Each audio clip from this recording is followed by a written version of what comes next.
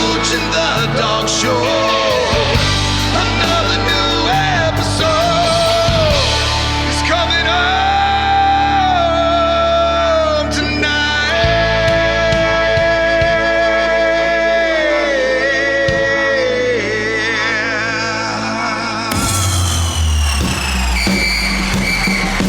Dog Show. It's the Dog Show. It's the Dog Show. It's the Dog Show. You're listening to the one and only Dog Show. Your hosts, Trou Brenson and Smooch Moncrief. Just two dudes talking Georgia football. Just two dudes talking Georgia football. Indeed. Welcome, Dog fans. Yes. To the one and only Dog Show with Trou and Smooch. And man, what was Ryan Day doing to lead off our show? That may be teasing a different Foreshadowing, yes. Foreshadowing. That's definitely foreshadowing. Ryan Day, Smooch, great to be here tonight. Thank you to all our fans. We had a big week last week, and we're glad that you folks enjoyed it. Bigger week this week. This is a show that, man, we're trying to cram so much into this, Smooch, because Packed. Lots of stuff going on, man. I mean, we had some stuff just pop up right in our face that we could not ignore, and we'll get to that shortly. How you doing, my brother? I'm great, man. You know, it was so good to get amongst our people at the G-Day game last week, and the folks we met. That was so great, so much fun, and you know, it was. We'll talk more about the G-Day game in a little bit, but it was one of the more exciting ones I've ever been to for what we saw, but mainly just being around our fans, being around Bulldogs fans, all of that was just kind of scratched an itch that everybody had. So that part was great. I haven't had a libation in Athens, Georgia in quite some time, and we remedied that. Dude. Yes, we did. Yes, we did. We parked at East Campus deck, and it was a little hike to get up to Broad Street, and we were pushed a little bit for time. And I was wearing flip flops, so yeah, Smooch he likes flip flops. I was not, and so we hiked up to. I think we stopped at Dooley's. We have stopped there a couple times, and once you get in there, and we met Bailey. She was our she was wonderful. Yeah. Yes. Immediately had a Los Bravos lager on tap for us, and we were set. We were rolling at that point, and I had a good time there. And then went down to the game. You said it right. It was good to be in the stands and be with all our friends, and did a little halftime show there as well. Georgia, 2020. We saw a lot. We're going to talk about our thoughts on that game and what it means a little bit later in the show. We'll set the whole show up.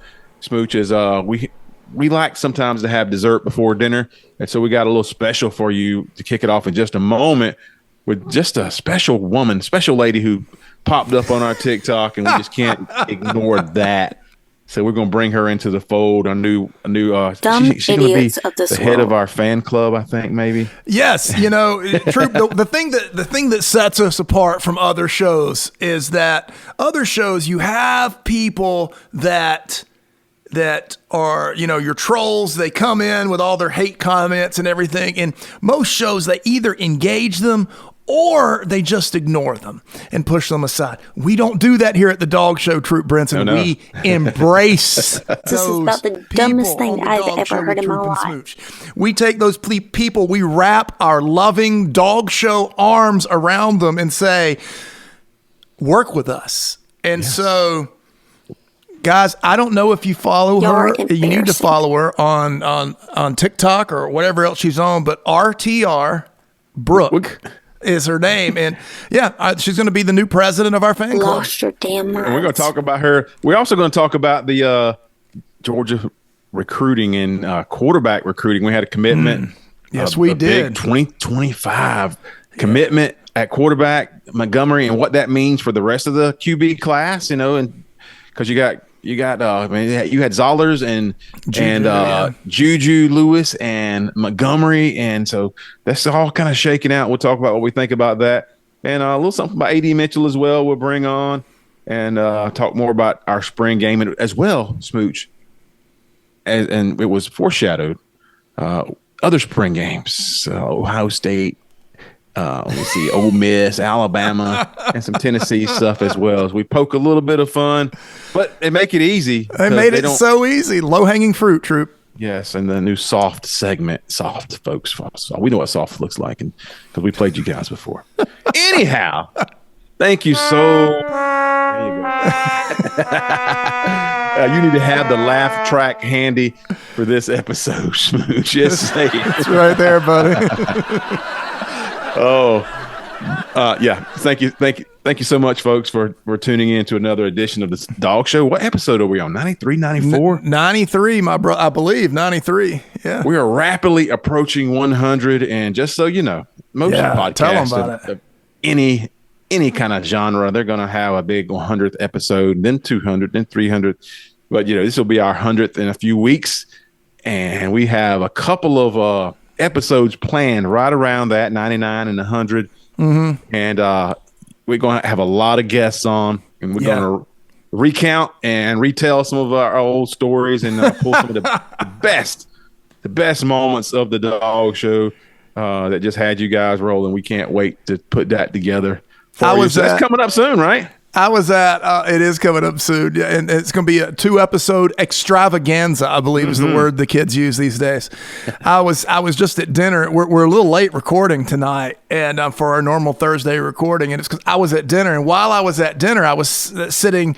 There was a couple of other people at our table besides my wife and I, and the guy we were talking about podcasting and the show, and he's an Alabama fan, but he knew that I did a Georgia Bulldogs podcast, and he looked at me, he kind of squinted his eyes, and he goes, "Did you guys do that thing about Rocky Top cuts your grass and stuff?" I said, "Yeah, that was us." And so we talked about, and that's the kind of thing you'll see on the 100th anniversary show, Rocky Top Landscaping and Lawn Care, where we cut your grass so you can run fast. All of that fun stuff that we've done. So we're going to do some best of, and we're going to have some awesome guests on, and because we're just about community, and so we're going to bring on all the people we've gotten to meet just because of how awesome we are on the air, Troop. Yeah, and you rivals. It'll be the best of our interaction with our rivals as well, which is what makes us different, really. That's exactly right. Part of the podcast, but I don't want to delay any longer. We just briefly mentioned Brooke and Brooke Roll Tide RTR Brooke, wrong. and she just Smooch sent this to me a few nights ago, and he says, "Oh my goodness, the heavens have smiled upon us."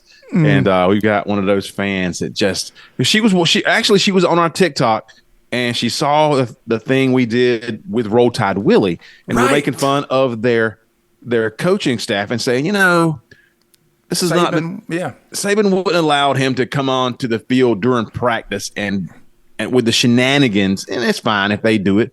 But it's still it's a contrast in terms of what this new coaching staff, and it may work for so them. True. But right now we're going to poke fun at it because it looks like something a coaching staff would do that's not as successful. Exactly. A gimmick, kind of like Josh Heupel, or right. Complete total gimmick. Exactly. So tell us about Brooke there, Smooch. Well, sometimes sometimes the football heavens open and something like this falls in your lap. There's one thing we love is interaction with people that don't like us on this show. And apparently there's been no shortage of them. RTR Brooke popped up on our radar this week, and she is highly opinionated. She cannot stand what we do. She's a Bama, and she's that typical Bama fan that's so entitled she doesn't think you have the right to even discuss their football team. That's a Bama thing, and it comes with delusion and entitlement. And so this woman hates us so much, True Brinson, you and I decided she needed a job, and so we would like to welcome our new director of fandom and fan club, the newest and most loyal listener to our show. Please welcome RTR Brooke. Hi. Meet Brooke, our newest fan. Dumb idiots of this world. You two that made this video, mentally wrong. Now, let me tell you how stupid you are. And I voted myself. Tell you how stupid you are, how dumb you are. Because this is about the dumbest thing I've ever heard in my life. There might be medication for you. Because you are too stuck up your stupid butt heads to say anything relative the truth or smart, apparently. Please welcome our new fan club president. Hi. Because you dumb as hell. Why are you so focused on my team? You're good, but you got things to learn. Lost your damn minds. You're embarrassing. Who died and made you queen of football? Thank you, Brooke, for your adoration and loyalty. You're welcome. This is the Dog Show with Trou and Smooch. There she is, Yes. buddy. And we had the tag right there at the end. Welcome, Brooke. We love you, and we're so glad to. I think we need to have her on live now. That's the next step. I can Maybe. think of. Maybe so. And Brooke, we do appreciate your Candor. attention to the Dog Show, and you found us, and you didn't like the video we put. You clipped it, and then you had your comments on it, and called us. I mean, we could probably do 2 or 3 minutes because it was a 10-minute video 10 she did minutes. about us. Yes. We just pulled a few little comments off because she Right. probably called us dumb or stupid. 20, 30 times. It was a And significant amount. And in the most entertaining way. Indeed. So we're gonna have a lot more of Brooke going forward because we just think that she's at Alabama. She's Alabama, and we like to have that fan base. Yeah. But for spotlight on those Tide. I think there's the feeling that you say your piece against our show and then we just leave you alone and you just disappear. No, that is not it at all. This is the beginning of a long and fruitful relationship. Brooke, welcome to our friendship and our undivided attention. You're welcome, but this is just the beginning of this extremely lucrative and hilarious relationship. Yep. We love it. No drive-bys. You can't do a drive-by against a Dog Show and be gone. We will definitely make That's you right. famous, put you on the show. And so we'll highlight some of those comments going forward. There we go. There we go. Audience finally caught on to what we were saying, and just a delayed reaction. That for sure. silly audience. You can find that on TikTok though, and there's a little commentary. We were careful with Brooke because we didn't want to scare her away. Right. Because we just anticipate some more fun down the road. So find us on TikTok. You can find us at the Dog Show Pod on all our social media, and find her comments and the little bit of commentary afterwards. You can respond if you want to. Yeah, weigh part of it. Absolutely. We reposted her hate video. That's how much we think of Brooke. And like I said, if you want to check that out across our social medias, even on Linktree now is the Dog Show at the Dog Show Pod. So that's where we are with anything. You can find all of our stuff there. But yeah. If you hate us and you've got a structured video, we put you right at the front of the line and let you have your say. So welcome. Well, apparently she thought you could do a brain scan on us and send it off somewhere to find out to how the dumb Guinness we were. to the Guinness Book of World Records. That would be interesting. So So we you- take a brain scan, because we would fall dead last, or number one in terms of stupidity. Yeah. That would be us. Yeah, so you take a brain scan. I didn't know. So I didn't major in medicine, but apparently Brooke did. And so what happens if your brain's not good is you take a scan and then you send it to Guinness, like not the beer. Maybe the beer, but Maybe the beer. Yeah, you send it to the Guinness Book of World Records, and they compare it, I guess, to other brain scans. True, that's all I can think of. They compare it to other brain scans, and then they send it back to you, and then you find out if you win whatever the brain. Which she also said we had at one point green goo in our ears, She did. and so it got dark in places, but in a good way. So Well, and I was confused how, and she tried to explain this, I think, to no avail, how while we were talking about Alabama when we were Georgia fans, I mean, all you got to do is go through a few clips. We talk about other fan bases a lot. Yes. She was confused how we would talk about She said, keep my team's name out of your mouth. We're as a she is talking football about, podcast. and as she's talking about a podcast, she's Right. like, those dots just weren't quite connecting. And when No, they God did a bless her. little bit, I think just briefly it connected. She's like, oh, this sounds hypocritical. And she tried to briefly and then just kind of Spell hypocritical. Yeah. Yeah, she zoned into something else and talked about being dumb again. Yeah. And, which maybe she's heard a lot about that herself. I don't know. Yeah, keep But my anyway. team out of your mouth. And then she did a 10-minute hate video about the Georgia Bulldogs. So About a Georgia Bulldog podcast. Right. She did Okay, say she bro. likes Kirby Smart in that video, though. If you go back does. and listen carefully. And then Smooch, she went on to talk about something that I didn't understand about some recruit that was a senior or something. And Something he told with NIL or something, yeah. he just said, no, I'm going to pass or something. I had no idea what she's talking about. I don't know where she heard that. Anyway, No, whatever we're she going to have to said. ask her directly. Yes, when we get her on for the live interview, we'll ask her to clarify some of her statements in that video. So, But we'll have to find out if she's more lucid in the morning or in the evening before we get her on. Because I just don't. I'm going to know. guess morning. I'm just going to go ahead and guess morning. Yeah. Now, as we move on, we got some more fun stuff to talk about later on in the show in terms of, comedy when we move on to Tennessee and Ohio State and that like. Yeah. But there was some big news just this week as, man, Georgia, it's been a very interesting, we talked about it for several podcasts. The quarterback recruiting has been very interesting because Right. the gem of this class in terms of hype, sometimes it's just hype, was Juju Lewis. He's a Georgia, he plays at Georgia High School.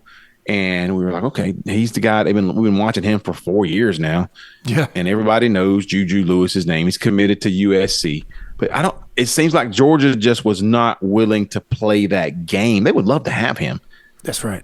They would love to have him compete for a spot. And you heard other quarterbacks come in and say that even other dads, because we heard Juju Lewis's dad say, he might stay 1 year. But he ain't gonna become happy staying more than that if he's not playing. He'll start. Right. These other quarterbacks at Georgia says, okay, we want you to be a part of this program long term, to be, to come in, learn the system. You compete. If you're ready to start year one, if you win, there you go. That's the opportunity is all that you get. 100%. It's up to you after that. Yeah.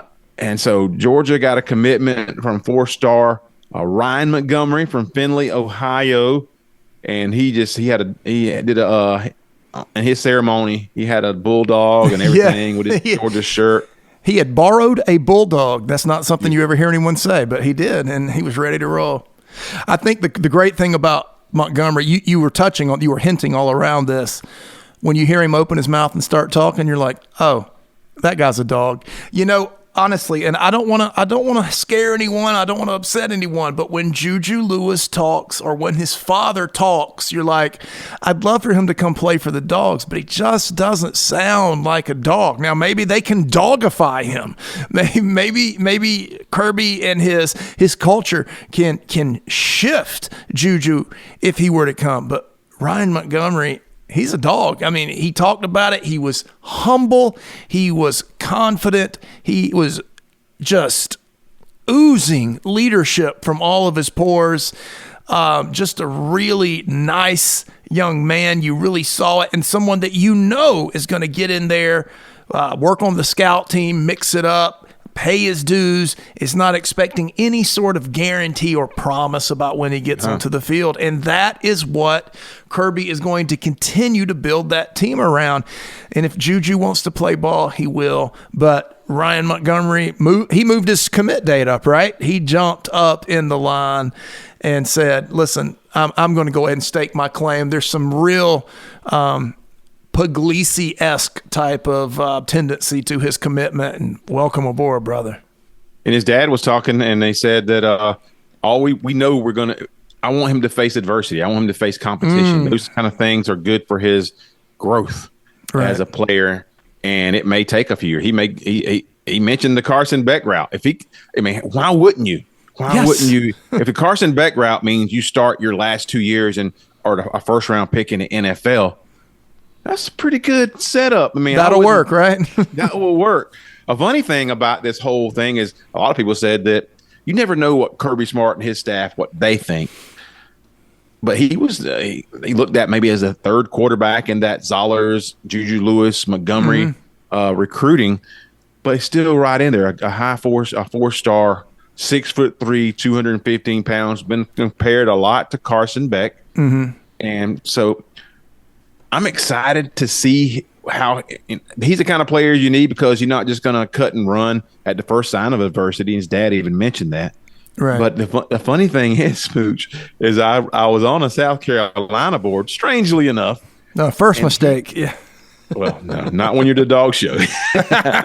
And he was their number one quarterback on their board.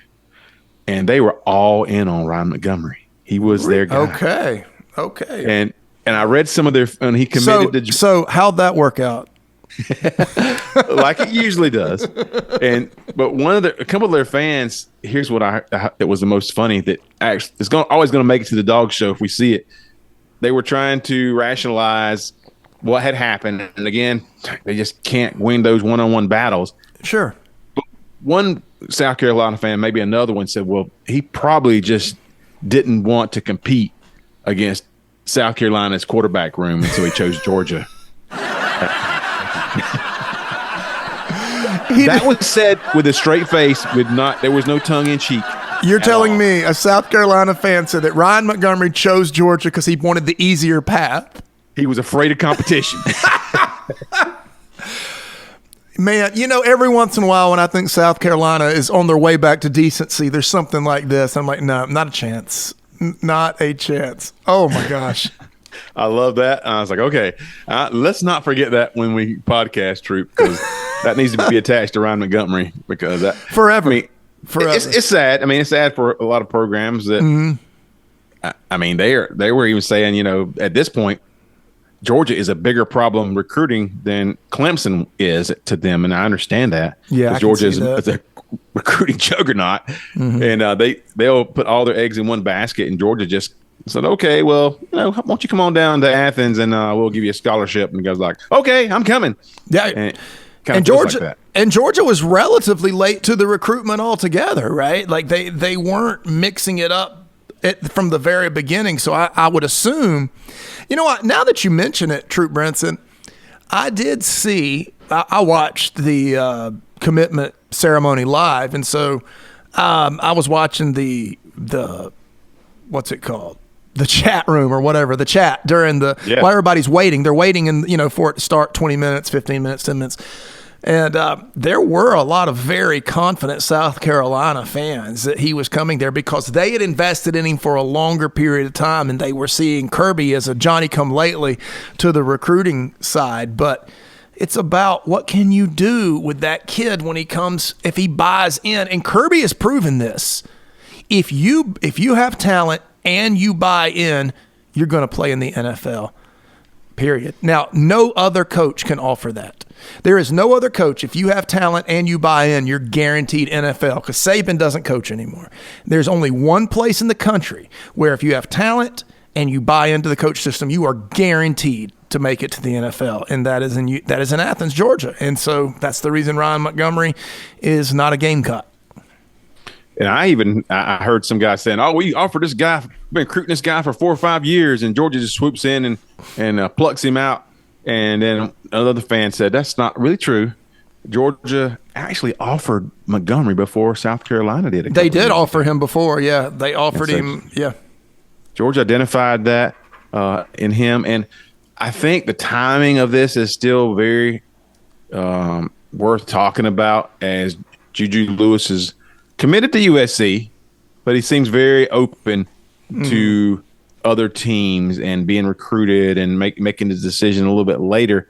And that uncertainty, Georgia doesn't need to play that game, because if you get those guys, I mean, there may be a difference in the talent level, maybe a little, but once if they can count on you to be in the program for 3 years and develop, then that's something you can, that's really something you can depend on, that he's going to be, if they need him at that point, he's going to be something special. And you also just got a commitment from the 2026 number 1 quarterback in the nation, Jared Curtis. So you just put those guys, and we say it over and over, you don't promise them anything. The stars don't matter once they get to the campus. Put them in that room together and develop them. And the best one, let the best one win. And if you got players who are okay with competing and aren't trying to run for the next best deal or the grass is greener kind of situation, that's what we call dogs. And it's tougher to find those guys now because there's so much else out there that is pulling on them, and that they have to make some decisions with lots of different variables than kids have had the option to make in the past. I guess good or bad, whatever you can make of it, what you will. But I agree, if you trust your evaluation and your development, go with the quality player who has, listen, we're not talking about a kid who can't play. These are very high level players. Anybody would be happy to have those guys. And if you're just going to say, well, Juju Lewis is the only gem in this class, you and I heard him mention it. It was another podcast today. They were like, even the NFL can't quite put their finger on what makes a quarterback a great quarterback on the next level. It's crazy to think that we could do it right now in recruiting at high school kids. So you just get the best quality players in there with the best character and willingness to develop and learn, and let them fight themselves into playing time. And that's what you want. You want those guys who come out of the other end very good football players and ready to lead a championship level program. Right. And I would say with Montgomery, which we haven't really talked about his specifics yet, with him, here's what you get. He is above average at everything. As simple as that. His arm is he is this. This is not Matt Stafford's arm, but Jacob Eason's. That's kind of what I would compare his arm strength to. Solid, high-level arm strength. The thing I noticed about him, I watched a ton of tape, and I mean a ton of tape. And I would say this, take arm strength off the table. He's got good feet, good athleticism, all that checks out. That's fine. What I noticed, Troop Brinson, is he can make every throw. That's what I noticed. The off-platform throws, is Stetson Bennett is Mount Rushmore, DGD for life. But off-platform throws were not Stetson's thing. If he planted his feet, he could sling it with the best of them. But off-platform. Now, this guy, off-platform, he is so comfortable and so fluid. That's what people are going to love to see about Ryan Montgomery. Rolling to his left, rolling to his right. The flick of the wrist and the ball being on the money. And like I said, if you were rating arm strength on a scale of 1 to 10, he's a 7.9, maybe an 8.1, somewhere around in there. But every part of him's kind of like that. And when you add that to the character we saw in his interviews leading up to his commitment, the commitment itself, and the interviews subsequent to that, when you add that character to it, that can be a huge boost rather than talent being the apex of what you offer. There's no character, there's no intangibles you offer. You just offer physical talent. That's not this guy. And so, Dawgs got a good one. And this is the prototypical Kirby commitment. Yep, you got to love it. And I think as the time goes on, maybe really soon actually, we should have Coach Hayes break down some of that film. He does such a good job. Oh, doesn't he? Coach Hayes Huddle. And he's had some stuff on this week that I really enjoyed watching with some of this stuff from the spring game and talking about some random players. But I'd love to have Coach Hayes on maybe in a week or two to break down what he sees of some of these recruits that we got coming in. Yeah. And I was like you said, man, he can make all the throws. He's got a good arm, and he moves in the pocket really well. That's what you look for in a player who is mentally built the right way, which, man, those intangibles mean so much more. Once you have the traits, then, I trust this coaching staff. And, man, they load up year after year, and it's still early. I mean, the recruiting is just getting going now. June's a big month, and so a lot of visits coming up. But we're glad we were talking so much about that quarterback room and where he wanted to go. I just had some other big quarterback news. I almost forgot to mention. I don't know if you saw it. I sent it to you during dinner. You folks might remember last year, one of the early big NIL deals was Jaden Rashada, the big-time quarterback who had committed to Florida, and they were so excited about Rashada.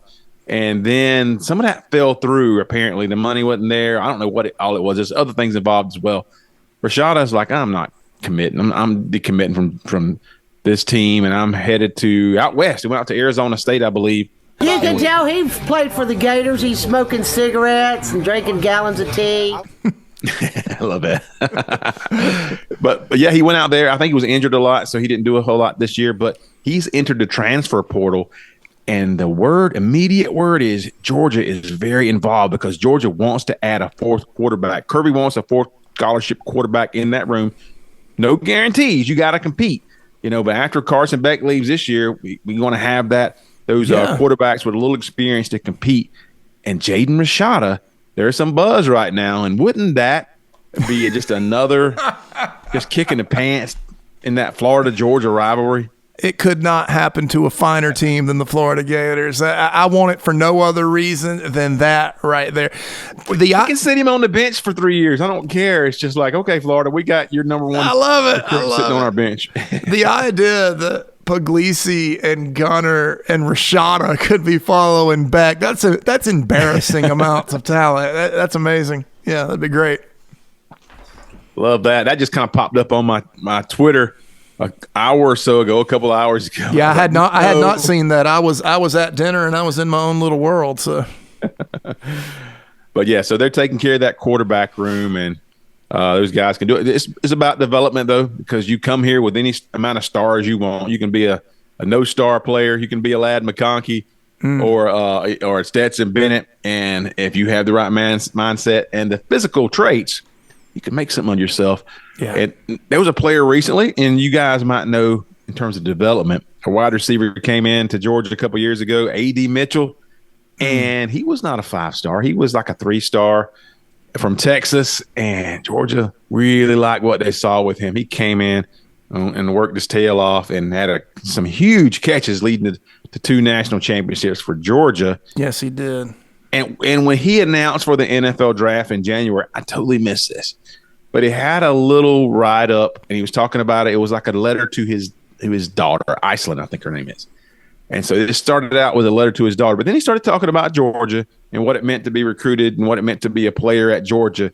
And so we kind of took that and did a little something for you guys to kind of to give you if you needed any more affirmation of what Georgia is. Yeah. A lot of these players that come through this system and how serious this program is about development and what it means to go to practice every day as a Georgia Bulldog and what you come out at the end of that. I think A.D. Mitchell did a great job of illustrating that. I think he did too. There's times where these guys speaking about Kirby and practice and the Georgia culture, it just makes you as a fan want to run through a brick wall. And this was one of those. And you did a great job with the voiceover. And we did this. This is just for you guys to share, to a sound for you to have and listen. But this is something that the Dog Show has put out. This is A.D. Mitchell's words on being at Georgia with Kirby, and if you're watching on YouTube, you'll see a little video accompaniment we put with it. But here we go. I wasn't a 5-star recruit. But when I arrived at UGA, it seemed like just about everyone else was. So while I arrived on campus confident in myself and my abilities, I was also realistic because I knew I was really good, but I wasn't perfect. How did I get better? The guys I had to battle in practice every single day, facing future NFL players every single rep. There were no freebies ever. If you hit one of them with a 2-step on one rep, that move was done. They would lock it down, and you were forced to always evolve your game to get open. It was one of those intense practices where I got to see what it meant to be a national championship level program, and that all started with Coach Kirby, man. That guy is one of one. Being a player at UGA felt like being a part of a family, because for Coach Kirby, as a former player who lived for the program, this was personal. And his passion for football, Georgia, food, life, everything is just so magnetic. He's also one of the funniest people I've ever met. Like away from football, there aren't many humans who are more enjoyable to just hang out with than Coach Kirby. But I want to reiterate that I'm talking about away from football. The moment Coach Kirby put on his red visor, I knew I was dealing with a completely different person. When the red visor came on, it was all competition, energy, and above all, winning. Everything was about winning.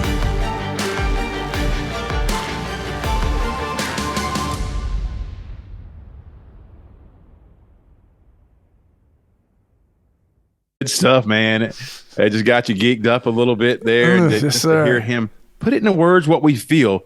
But when the player says it, when a player says, again, dude, I'm where I am because I was repping against NFL caliber players every day. And that there was no shortcuts, no freebies ever. You had to learn to adapt and evolve as a player, or you were going to get swallowed up because those guys, they would pick you apart and learn what your tendencies were, the defense, and you were done. They would lock it up. So I loved hearing that. I loved in his just the way he talks about Kirby Smart. It's like that dude is one of one. Mm-hmm. That's so good. I love it. I love the idea of him being a leader, Kirby being a leader, being relatable to them, someone they look up to and like. How rare is that for someone they also are terrified of? That's right. That's really hard to do. It's really hard to walk both of those. You can be a guy that has the fear and respect of your team, but they might not like you. He's able to do both of those things. And you can hear it. This is a guy that spent he spent this year at Texas. He spent this year under Sark, and he still thinks fondly and credits his success to the culture that Kirby has created. And I love that line when he says, "When Kirby puts on his red visor." I love that there's those guys. I remember. You know, I'm a rock and roll guy, and my favorite drummer, I used to remember when he picked up his drumsticks, he'd pick them up from a little holster he had on the side of his drums. And when he did, his face changed. His whole demeanor changed when he picked up his sticks. Something was about to happen, right? And when Kirby putting on his red visor, I think about that same thing, that switch that flips.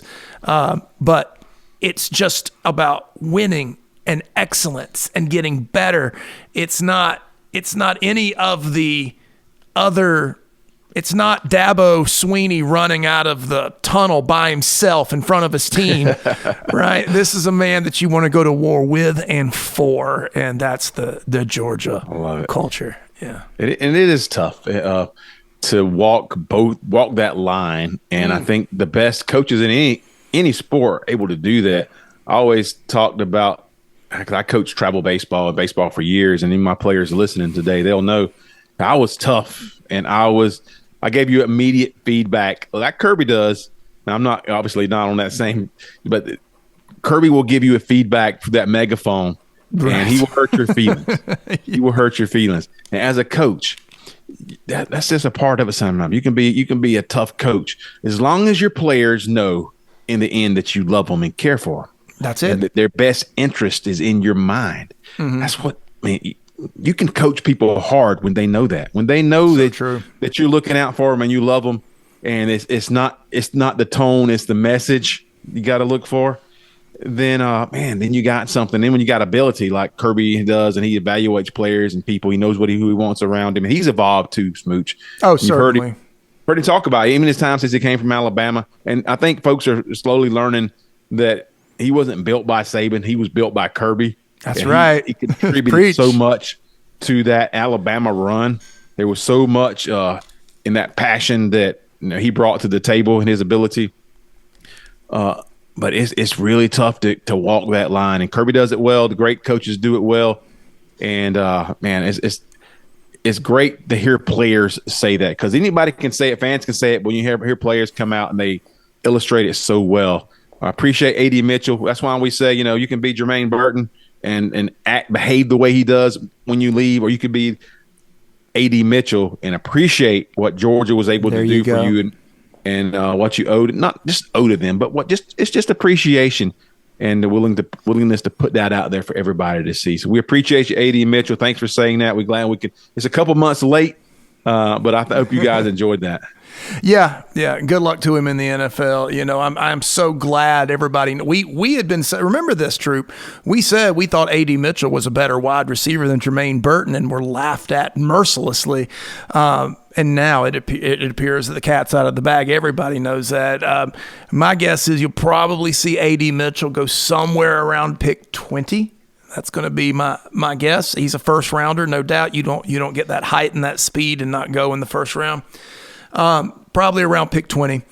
And but yeah, best to him. And you know, Jermaine Burton, don't really care if I ever see him play football again. So when is the draft? Is the draft coming up soon? It's always in April. It's always it's that's soon, a week or so from now. Yeah, right? It should be. Yeah, it's my anniversary. I'll tell you this. It's been on my anniversary a couple of times, and my anniversary was yesterday. That's got to be next weekend, then, the last weekend of April, pretty much. Yeah. Well, let's just see. Thursday, April 25th. There you go. It's a week from the day the MFL draft. Man, we're gonna have a big. Do we do a first round draft extravaganza next Thursday? Why wouldn't we? Why wouldn't we?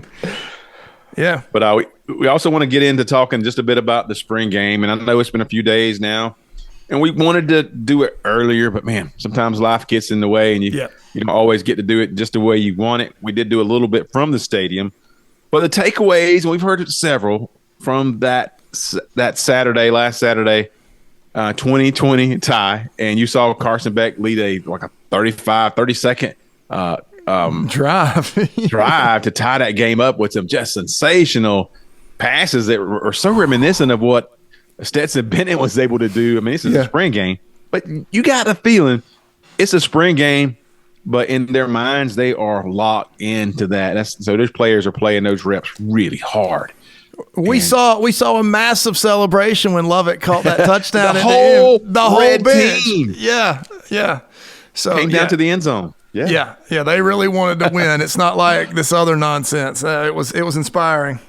So our takeaway, I mean, we talked about it. So I think I'm speaking for both me and Smooch, because we went into that game saying Carson Beck's going to do whatever he wants to do. The offense has been running spring for the past few weeks. They've been doing what they want to do as well, dominating. And the defense, you said, you got some good players, but it just felt like that offensive line and that quarterback and those receivers were just so good that they would have their way against any defense in the country, except maybe for Georgia's defense, when Georgia's defense decided enough was enough. And that's a Georgia defense missing Malachi Starks and Smile Munden and Tyrone Ingram Dawkins, as well as a few other players. They were missing some very key players on all three levels.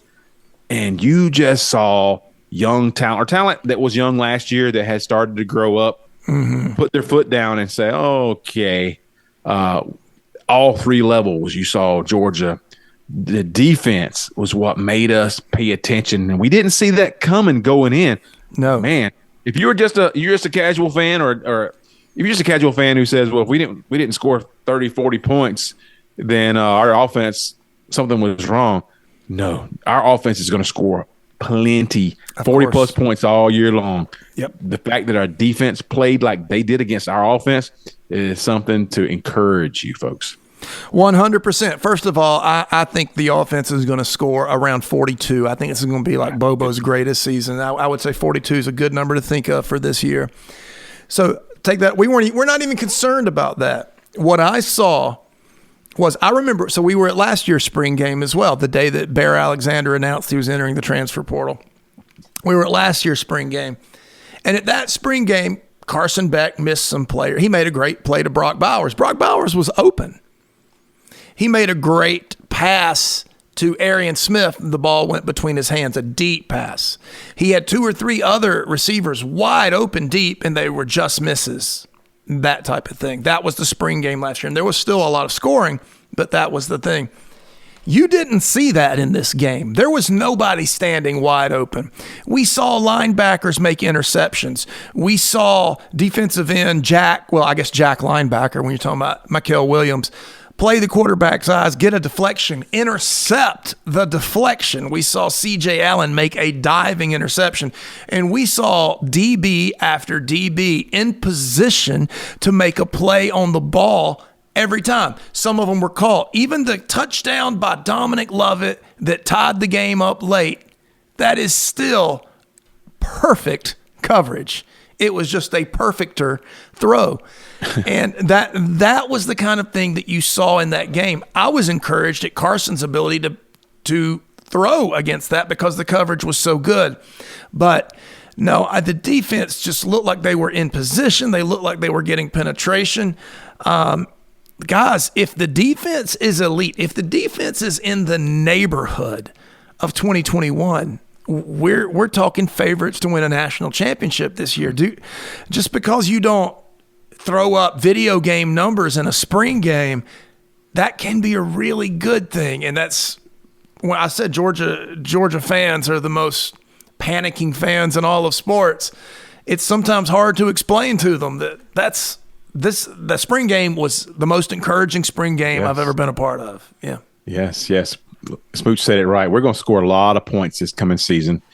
I mean, you don't have that, probably the best offensive line in college football, with the best quarterback in college football, with a running back room. Mm-hmm. It just added ETN, and Kirby Smart loves ETN. He was very explosive the other day off just a few carries, and Roderick Robinson looks good. And they got more help on the way as well. Branson Robinson recovering, and then a couple of freshmen coming in. Man, that running back room looks good. So many weapons at receiver. We're going to score 40-plus points. I don't doubt that. But to have the defense play the way they did, missing what they were missing. Right. And Michael Williams, they're allowing him to be the difference maker and to be that indispensable defensive player that Georgia's needed. And we saw it wasn't just him. I saw Stackhouse was even getting penetration. Mm-hmm. Kristen Miller and Warren Brinson played like they're supposed to play. And you saw some of the young guys like John Ye, freshman, number 99. When you see those freshmen in the spring game playing that many snaps, Gabe Harris, a second-year player, going to be playing a lot of twitchy. So twitchy. And I just can't say enough about those guys. That defensive line is something I want. If you really loved, and I know you did, 2021, that defensive line, and we said it before, a couple steps ahead, a couple levels where they were last year. Georgia's taking a couple steps back towards that 2021, 2022 type defense. Perfectly said. And when you got C.J. Allen and Smile Mundon and Jalen Walker and Raylan Wilson at linebacker, it's just too many guys to actually even get in there right now. Troy Bowles, talent everywhere. We saw KJ Bolden play great. We saw Jonell Aguero make plays. Huge improvement. Even Dan Jackson was everywhere. And you said it perfectly.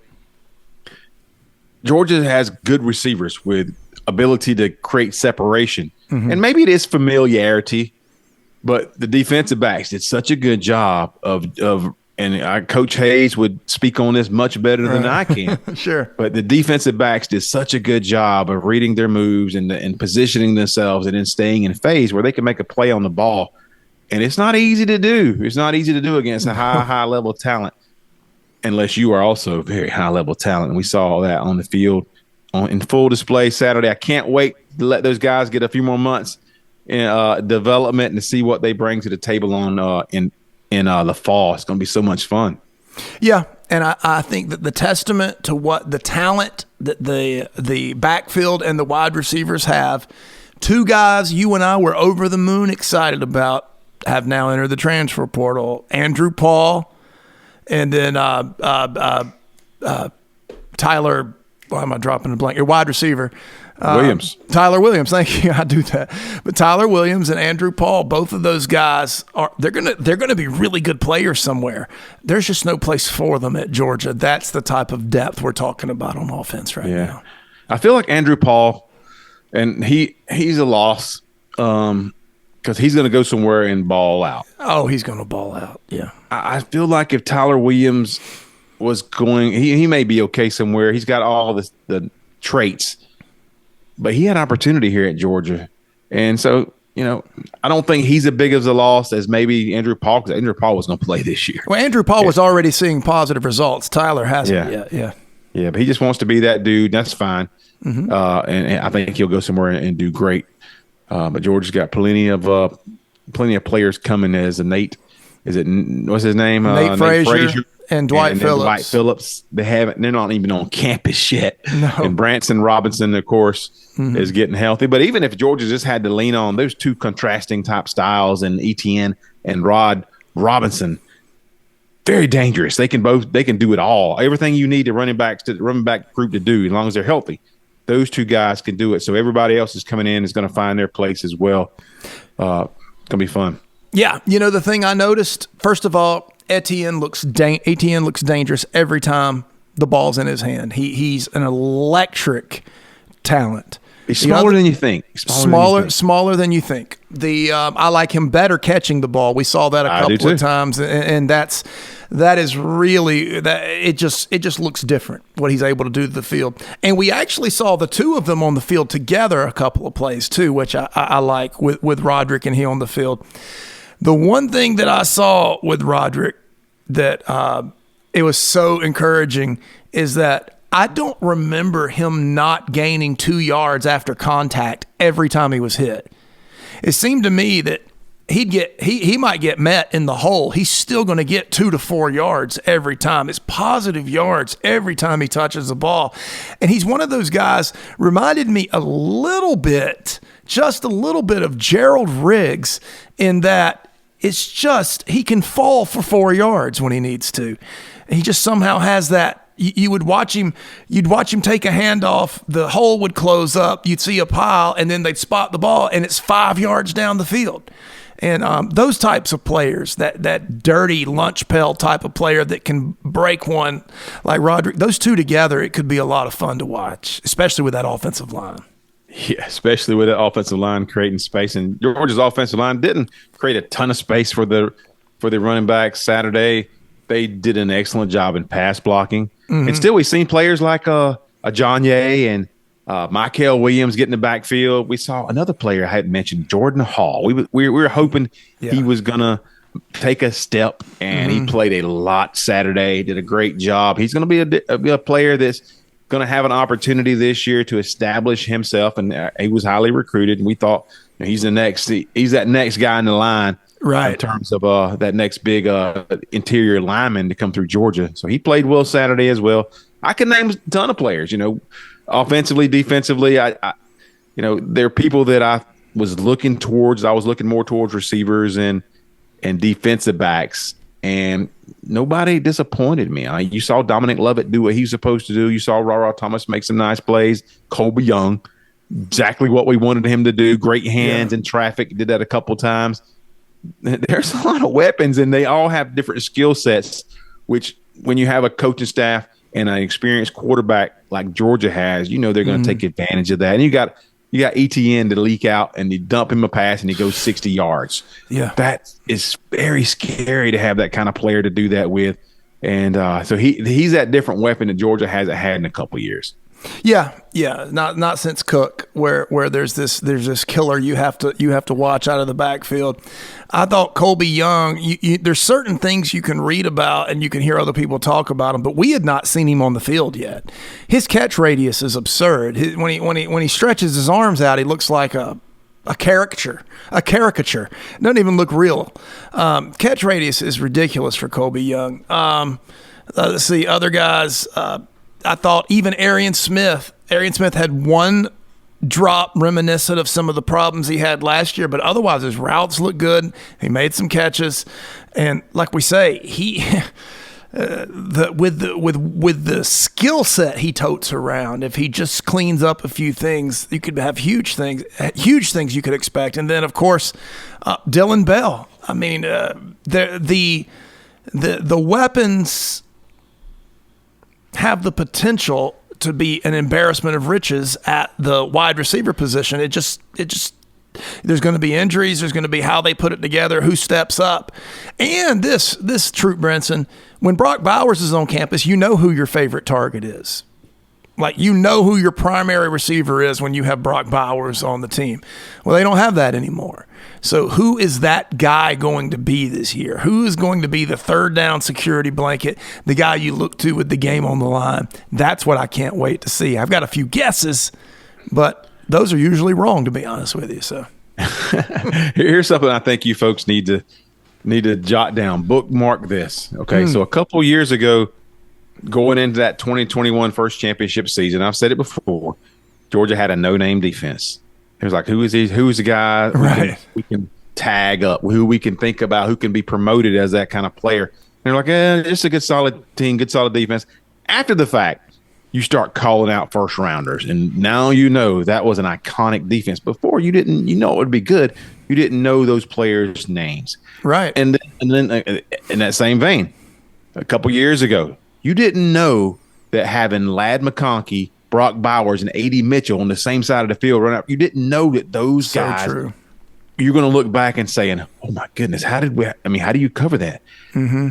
After this year, you're going to look back and see some of these skill players that Georgia has on the field this coming season, and you're going to say, how did we have Dominic Lovett, Dylan Bell, and ETN, Evans, Arians? There's going to be some names that pop out that take advantage, that they're going to make plays throughout the season, and probably for a championship season, by the way, Rivals. I would agree. They're going to cement their self into legendary status, and that you look back in hindsight and say, wow, we were very lucky to have those type players. 100%. Could not agree more. I would say that this is we expected to win the national championship in 2022 when we came back that year. I would say that last year we thought we had a good chance to win a national championship, a very good chance. This year, I would say Georgia expect to win a national championship. That's where I am on this team. I think that the biggest opponent Georgia plays all year is Georgia. Period. If Georgia plays its game, there's no one else that can beat them. I fully believe it. I said it in 2021, and it happened. If Georgia plays its game, nobody can beat them. It doesn't matter what they bring to the field, and so that's where we're at again this year, Troop. Because you can't take away one player. You can't take away Marvin Harrison and then, the best player got hurt. You know, we can't play without one player. We can't do it. Not a real championship. You guys got a Mickey Mouse championship. Georgia doesn't play that route. Not at all. Right. I felt like it was targeting. The hard thing for me until have our medical staff let us know that he was knocked unconscious. Night. The flag gets picked off for targeting. So when you develop players, you have you have that much depth. That's what they strive for. Coaches think about that. Coaches worry about having depth at positions and making sure that if an injury happens, that another player is ready to go and that doesn't cost you big games. Georgia's proven to do that. Other teams haven't. So maybe it plays out in some kind of trivial game, Smooch, like a spring game, where you're like, it's just a spring game. What does it matter? If you saw the way Georgia approached that and the way they played and the way both those teams wanted, the red and black both wanted to win, to fight tooth and nail, the last 3.5 minutes, it was like, I think one team got the ball with 3.5 minutes. I said, this is the last drive of the game, Smooch. Right, and there were 3 more drives. 3 or 4 more drives. And they were milking every ounce out of that game, and it was very intense down to the last few seconds. So, but other teams don't do that, and I think that plays out. And we're gonna a new segment that we're gonna be utilizing as the season comes closer and throughout the season, called Soft. Are we going to talk about Soft, right? Yeah, right here.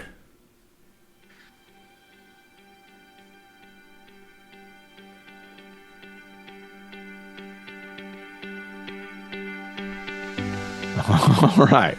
So we even see during practice games, and spring games just glorified practice. Other teams approach it a different way, and they try to justify it and rationalize it. But you see what happens during the season. I mean, I saw specifically 2 teams that just approached spring differently. One was Ohio State, who's loaded with talent, and another team was Ole Miss. Both those teams during the season, you've seen some instances where they look soft. Ohio State can't play a fourth quarter. They get blown out in 4 quarters in games that matter. And Ole Miss, I mean, they're ready to roll, and Georgia puts 50-plus points on them, and they just have no answers. Physically soft. Those teams are soft. Yeah. Did they play two-hand touch at Ohio State in their spring game? What was going on? Yeah. It wasn't tackle, whatever it was. There was no tackling. How do you not tackle?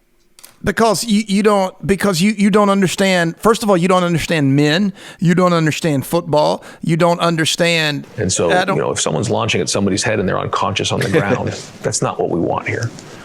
Yeah, well, you know what he doesn't want there? He doesn't want anyone getting their little hangnail thing. Because you know what it is? When you've got all these little prima donna Maseratis in the garage, you got to keep them happy. You can't have them getting dinged up. They might get hurt. I guarantee you that story of Dave Duerson breaking his finger and having the tip of it amputated and going back in the game at halftime, that's the type of thing you'd see on a Kirby team. At Ohio State, Ryan Day would be in the, they'd be in the locker room, with ice on his forehead from what he had just seen. It is just a different thing altogether. And we're going to see it continue. The closest Ryan Day is ever going to get is that game they lost to Georgia. That's the closest they're ever going to get. And you're going to see that team deteriorate, lose to Michigan again this year, and continue the same. If that's what they're putting out there for you on the spring game, what do you think practice looks like, folks? What do you think practice looks like? Georgia will tell you. Georgia players will tell you. Players who have left, gone to other teams. That's why they're good. They said that the easiest practice they had this whole was spring. the spring game. Yes. Yeah, and they were beating each other to death in the spring game. You tell me what your team's practice looks like. If that's what you put out on the final practice of the spring? I'll tell you exactly what Ohio State's practice looks like, Troop. Have you ever driven past like a church on a Sunday afternoon and the little girls are outside playing hopscotch? They've got the little thing, the little triangles drawn on the ground, and they're doing a little thing. That's what Ohio State practice looks like. It's like 9-year-old girls playing hopscotch. Well, and then if I'm surprised that Ryan Day didn't come do his press conference after that spring game and curse out Lou Holtz for I'd like to know where Lou Holtz is right now. What he said about our team, I cannot believe. This is a tough team right here. We're proud to be from Ohio. It's always been Ohio against the world. It'll continue to be Ohio against the world. But I'll tell you what, I love those kids, and we got a tough team. If you have to, if you have to, yes, if you have to yell that to try to convince people, it's not true. It's not true, folks. No. You don't have to. You don't worry about what Lou Holtz says.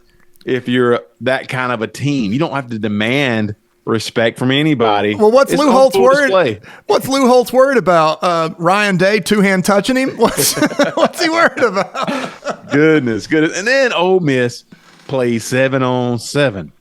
I mean, didn't they have a different size field too?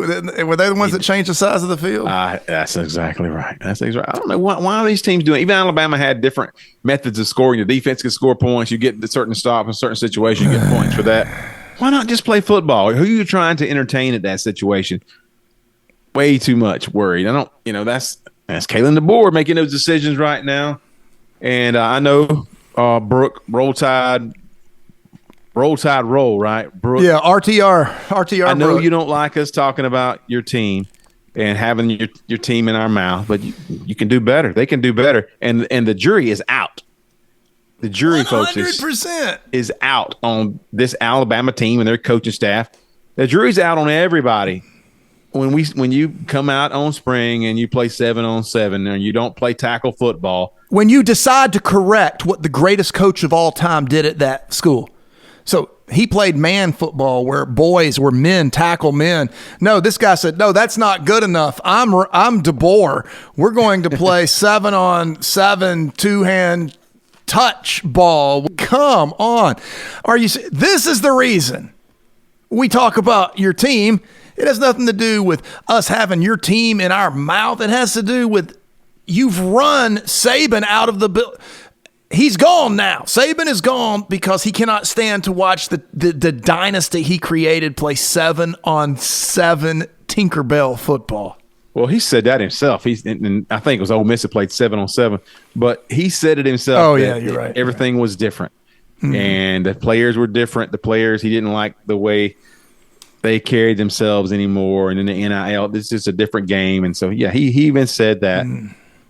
And that's just the way it is. When we try to tell you folks that we call it like we see it. We don't have, we're Georgia fans. Sure. But the material is pretty easy. That's right.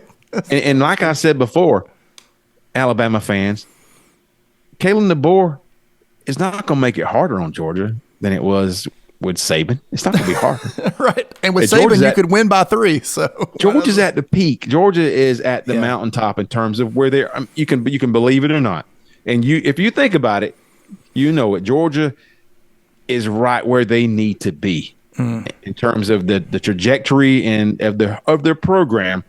They are loaded with talent. They are loaded with talent in the coaching staff. Their administration is 100% behind everything they need to do.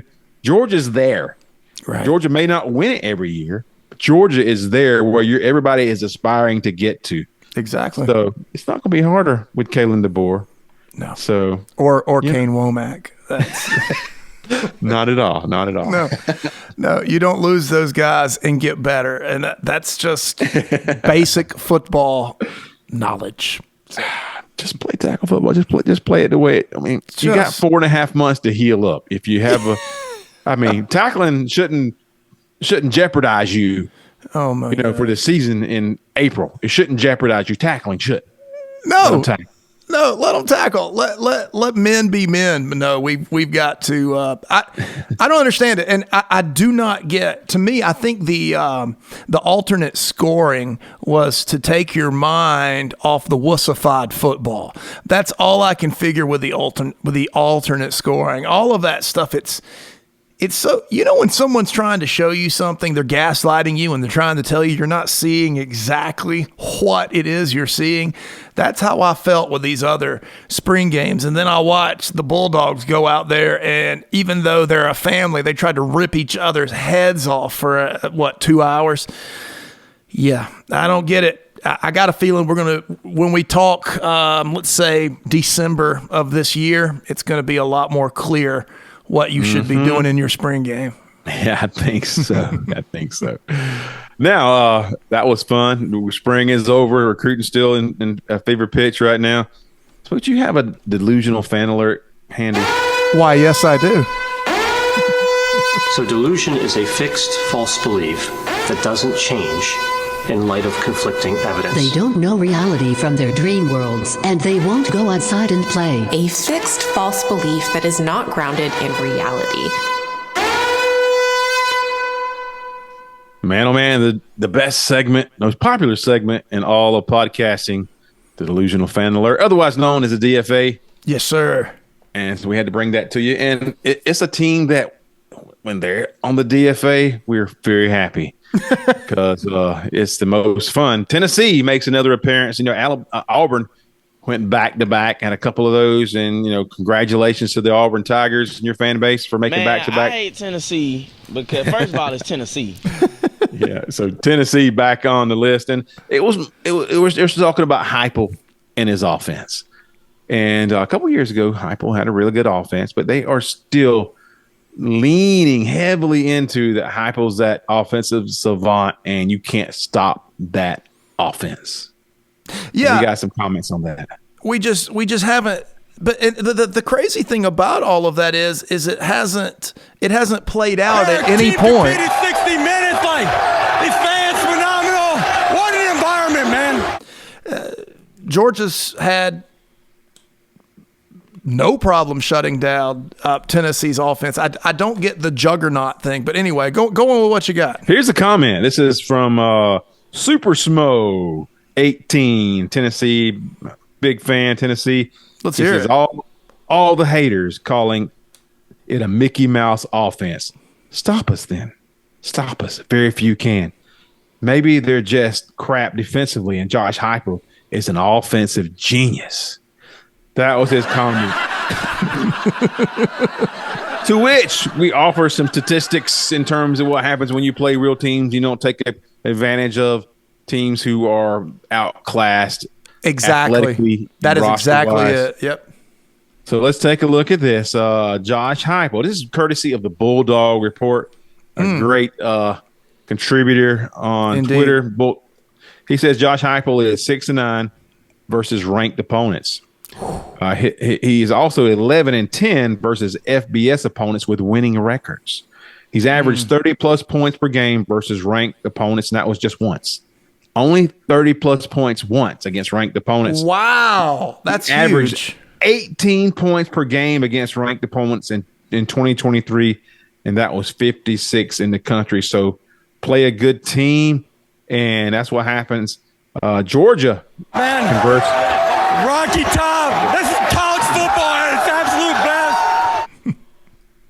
Yeah, I love it. Love that clip. I know. Georgia has led the nation in points per game versus ranked opponents in back-to-back years. Wow. In 2022, Georgia averaged against ranked opponents, Smooch, and we saw that Stetson was always big game stat. Big game stat. 46.6 points in 2022 against ranked opponents. That's more than 18, right? It's more. And then last year, again, 18 last year, Georgia against ranked opponents with Carson Beck, 41.4. 41. So when they played the best teams, that's when their best came out. You saw that. Yeah. You saw it. I remember, there were upset talks about Kentucky and about Ole Miss when they played Georgia last year. Georgia ran it up on both of them. That exact scenario. Amazing. So Heupel has yet to average 40 points against ranked opponents in his career. And he's only averaged 30 once, right? Yes, only once. Only once. And I even had I was looking at on Twitter, I think it was Josh Norris that called it out, and he was talking about Tennessee's offense and what it means in terms of the next level. He didn't watch a lot of games, more of an NFL kind of analyst and scouting in terms of players being drafted. And he says that Tennessee's offense obviously makes it difficult to project players that play in it. The spacing, the stacked alignments, the concepts, the running style. It's just not translatable play after play. So he has to so the players that come through it, like their running back, right? And he doesn't run against, when he runs the ball, it's always against very, very advantageous boxes. And so you won't even see him go up the middle against, he's not getting tough yards. And so it's just a Mickey Mouse. They call him Mickey Mouse offense because it's a gimmick. Yeah. But Josh Norris says, but when you're evaluating for the NFL, which he clearly does, those fronts that they run against are unlike anything that they're running back right. Anything he will see to a degree or percentage on that next level. So it's not translatable. Wow. It's not translatable, and it's an offense. It's a offensive mystique. There we go. That's the word I've been looking for. It's an offensive mystique built around destroying bad teams without the same athletes. That's it. When you add in when the athletes are similar, the offense disappears. And we said this going into last year. It seems that even those bad teams are starting to catch on to how this offense works. There's only a few possibilities after each play. And so teams are starting to figure it out. It is a Mickey Mouse gimmick offense. There's just no way around it. To argue otherwise is to deny actual facts that you've presented. Well, and just like Norris was saying, it's not translatable to the NFL. So when you play a college team full of NFL caliber players and NFL caliber coaching staffs who know what they're doing, obviously you're going to struggle. And they've only scored 4 touchdowns in last 3 years against Georgia. And a couple of those were very late garbage time touchdowns just to make you feel better against Georgia's second and third team. Right. So that's the proof is there, Tennessee fans. And have fun. It was not even great last year. Joe Milton's offense was not good. They didn't score anywhere near the points they wanted to score. And we thought that we going into the season, we told you folks that if Huepel was what you thought Huepel was, then Milton would pick up right where Hooker and those wide receivers left off, and they would put up big points. And it was even less so last year. And then, of course, it gets good teams. They're going to struggle as well. So that's where we are with that. That's why the delusional fans that are still – I think Heupel's an okay coach. He's just not a championship level coach. Right. He's an okay coordinator. He's not a championship coach. That's the deal. Yep. Right. All right. Smooch, I think you folks really need to pay attention this week to our TikTok and our Twitter. Yeah. We're going to have a lot of fun. We got some material to put out there. So true. And Brooke, RTR Brooke, we got some stuff to put out there with her that you haven't seen yet. Like I said, it was 10 minutes that she went on and on and on about the dog show and your host, Trou and Smooch. And I think she probably said dumb or stupid or not smart, apparently, like 30 times. But she protests too much, Trou. She loves us. She loves us. So, yeah, we're going to have some good content on our Twitter and on our TikTok and I guess YouTube as well and Instagram. So pay attention to that at the Dog Show Pod. That's DAWG, the Dog Show Pod. Yep. And anything else you want to touch on there, Smooch? We miss anything tonight? I think that's it, man. The Dog Show with Trou and Smooch. If you're searching for, of course, you can find it at the Dog Show Pod, but the Dog Show with Trou and Smooch, if you're searching for it on your podcast server, that's the easiest way to find it because there are some other shows with similar names. So the Dog Show with Trou and Smooch will pop up on iHeart, Spotify, Apple, all those things. Yeah. All right, folks. Thanks for listening. We'll see you on the social medias until next week. This is Trou and Smooch from the Dog Show. So it was a great day out there, as first practices always are. Full of excitement. This is the Dog Show with Trou and Smooch. It's the dog show. It's the dog show. It's the dog show. You are too stuck up your stupid butt heads to say anything relative to truth or smart, apparently.